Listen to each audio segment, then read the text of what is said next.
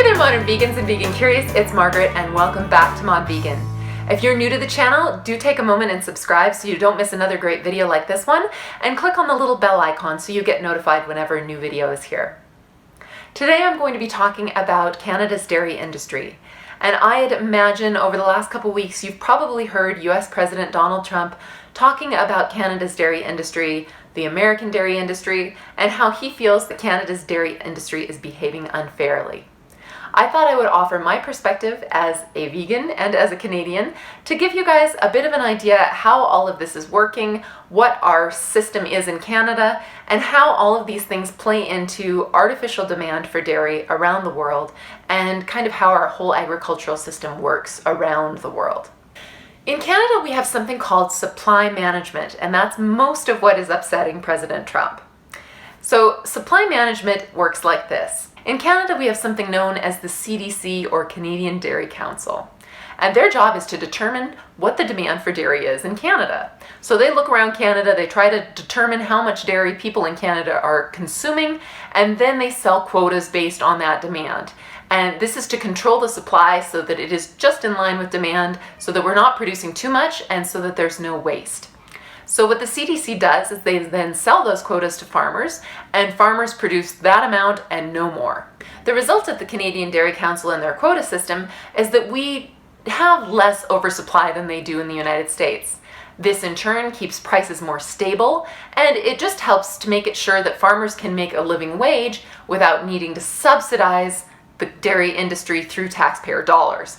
Now in the US, they do this entirely differently. They spend $4 billion a year to make sure that no matter how much dairy farmers produce, they still are able to make a decent amount of money off of their products. So they artificially raise the product price, pay farmers for their product, even when it's not really in line with the supply.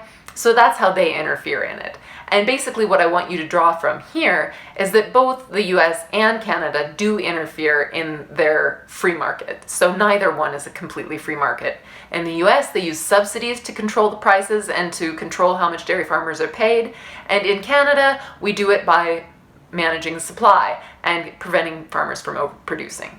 It's important to state at this point that there still is oversupply in Canada, but it is quite a bit smaller. So they do dump dairy literally in lakes and things like that, in lagoons, when they don't have buyers for their product, but it is much less of a problem than it is in the United States. Now, one thing Canada also does to make sure that this system works is that they have tariffs. So we have tariffs of about 300% on US dairy products, at least on most US dairy products, and that's to prevent lower priced US products from entering the Canadian market. Canadian dairy products are about the same price as American dairy products, but they're not the same price, and you will notice that dairy products are a bit cheaper when you go to the US. However, at least Canadians aren't having to pay dairy farmers to keep their prices low. At the heart of this debate is something called ultra-filtered milk, and it's kind of like liquid protein, and it's sent to Canada from the United States, and there currently is no tariff on it. So somehow, because this was a new product that came in after NAFTA, Americans could send it to the United States with no tariffs. And so dairy farmers in the US who have produced more than they can use, they can send that product to Canada, and it will be bought up here, and they use it in order to create cheese and things like that. And it really is a lifesaver for a lot of American farmers. I listened to a really interesting podcast out of Wisconsin recently. I'm going to put a link to that down below, or at least the name of the podcast. And it was interesting. There was an interview there with a Wisconsin dairy farmer who was explaining that they're going to lose their herd because they simply produce. This is what everybody in Wisconsin does. They produce way more milk than they could possibly sell to anybody, but they have to because they get so little money for their milk that they need to do it. And apparently even with that $4 billion in subsidies, smaller farms are still at risk of losing their business. And this is another great thing about supply management. In Canada, we still have fairly small dairy farms. The average dairy farm in Canada is about 80 cattle or 80 cows. In the US, it's between 300 and 500. So you can see that the system that we have in Canada helps to protect those smaller producers, whereas in the US, they really need to be large farms in order to make money. And this kind of all begs the question, why is the US spending $4 billion a year on dairy farms if they could just do what we do in Canada and have dairy farmers making a decent living while not having to pay tons of money in taxes? You would think that someone like Donald Trump, who's all about lowering taxes, would think that maybe it might be a good idea for Americans to stop subsidizing their industry and instead manage the supply. But that doesn't seem to be on the books for him, but it would be interesting if Americans actually encouraged them to do that, because the thing is, even if you're going to argue that our system is protectionist, the US's system is basically a tax grab. It's crony capitalism that is taking money from American citizens and putting it in the hands of the dairy farmers, who still don't even make a very good living. Really, the only people who come out ahead in this are the processors, not the producers. Dairy farmers really don't make a whole lot of money in the US unless they are huge, and the processors tend to take away a lot of the profits because they're the ones who are able to take these products and turn them into something.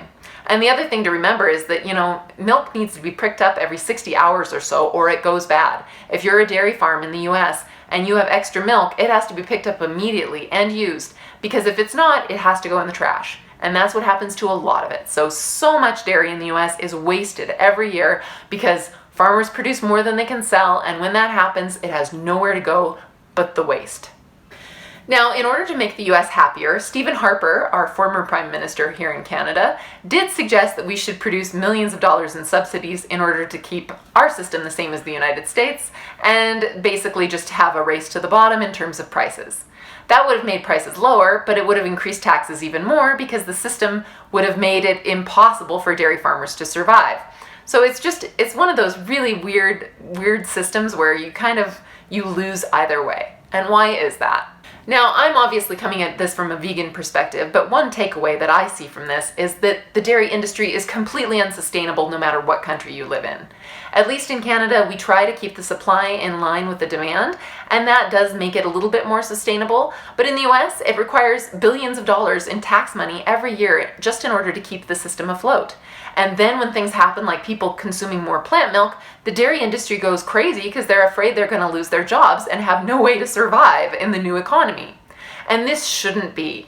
We shouldn't be producing a wasteful product of cruelty that is difficult to unload, spoils incredibly quickly. I mean, I can totally see why some dairies are actually converting to producing plant-based milk because it's a much better product.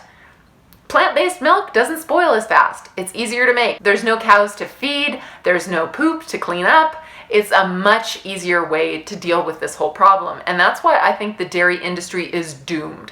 Without billions and billions of dollars in tax subsidies, this industry cannot exist. There's always going to be the problem of overproduction. There's going to be the problem of what to do with waste. There's going to be groundwater contamination. There's going to be all sorts of problems. And to me, this problem is very easily solved by simply switching to plant-based milks. Technology in the dairy industry has also been a double-edged sword, because in the US they use it just to produce more and more milk, and of course in Canada we don't. And one of the reasons why we don't use things like bovine growth hormone or anything like that here in our milk is because there's no need to. Because here, instead of trying to produce more and more and more milk, our dairy farmers just produce what is needed for the Canadian public, and they don't have to produce extra. And in the US they do. And so it's a very interesting situation that they've created for themselves in the US, where it's just a race to the bottom, where everyone is trying to outproduce each other, and the result is low prices that have to be propped up by the US government. To me, the dairy industry represents everything that is wrong with animal agriculture.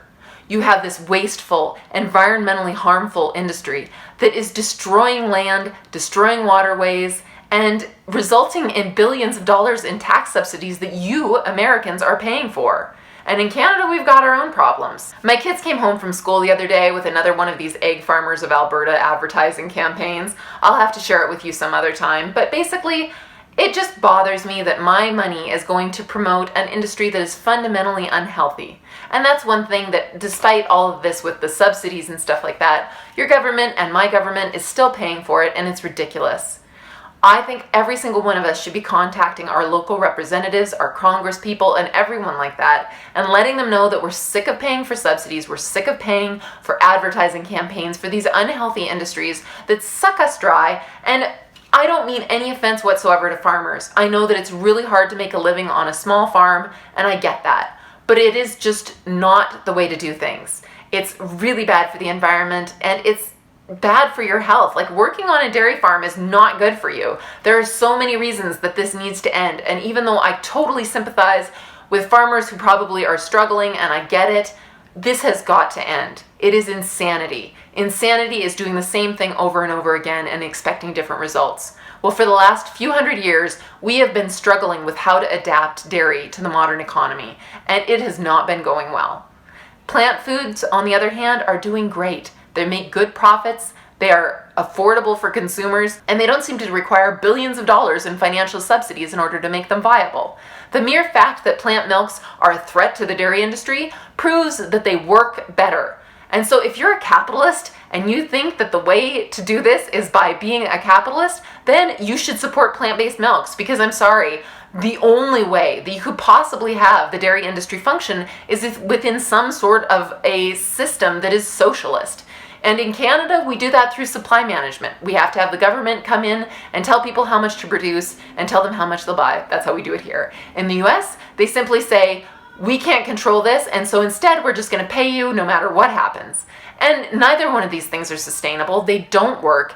They're unhealthy, and yeah, that's all I have to say about that. I just find the entire thing ridiculous.